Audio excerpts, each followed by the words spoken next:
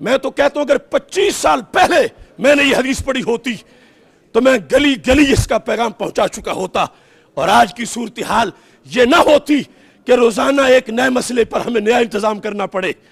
میرے آقا علیہ السلام نے جب ختم نبوت کے لحاظ سے مستقبل کو دیکھا اور نظام عطا کیا تو نظام میں آپ نے کیا فرمایا؟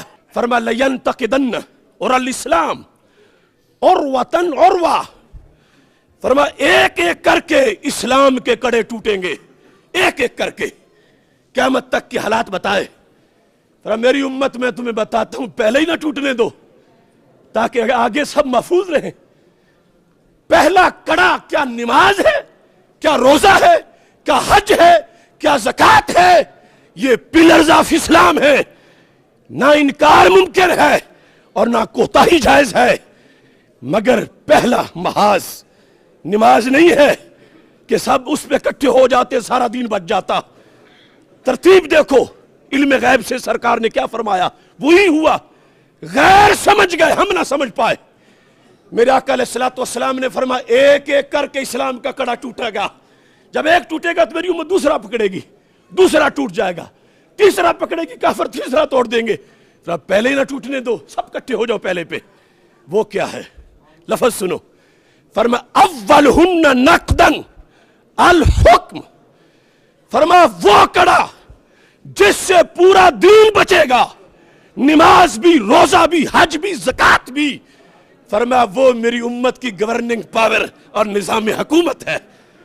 اگر میری امت نظام حکومت اپنا بچا گئی تو ان کے مصلے بھی محفوظ، ان کے آستانے بھی محفوظ، ان کی مسجدیں بھی محفوظ، مدارس بھی محفوظ۔ اور اگر نظام غیروں کو دے دیا تو پھر سب کچھ لٹے گا۔ اب 400 مدارس برما والوں کے کہاں گئے؟ شام کی وہ خانقاہیں، میرے ساتھ وہ حضرات پڑھتے تھے بغداد شریف میں، 5-5 ایکڑ کی خانقاہیں بغداد شریف، عراق اور شام کی، داعش نے اپنی جیلیں بنائیں۔ ایسا کیوں ہوا؟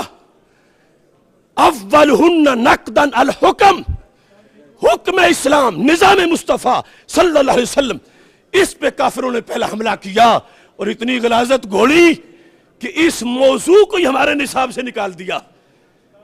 پھر آخرہن الصلاۃ، سرکار فرماتی آخری حملہ ہوگا نماز پہ، پہلا نظام پہ ہوگا۔ اگرچہ پڑھتی تو ہر وقت ہے مگر پہلا نظام پہ ہے۔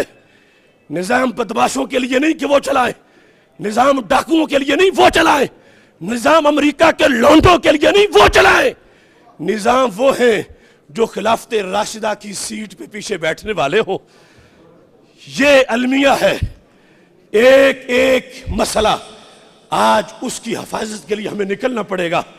تو پھر فلا وربک لا یؤمنون حتی یحکموک، اللہ قسم اٹھا کے کہہ رہا ہے، سب سے بڑی قسم کہ محبوب مجھے تیرے رب کی قسم، وہ مومن نہیں ہوں گے اگرچہ نماز پڑھیں، اگرچہ روزہ رکھیں، اگرچہ حج کریں، اگرچہ زکوٰۃ دیں، اگرچہ چلے کاٹیں، اگرچہ وظیفہ پڑھیں، نہیں مومن۔ کب مومن ہوں گے؟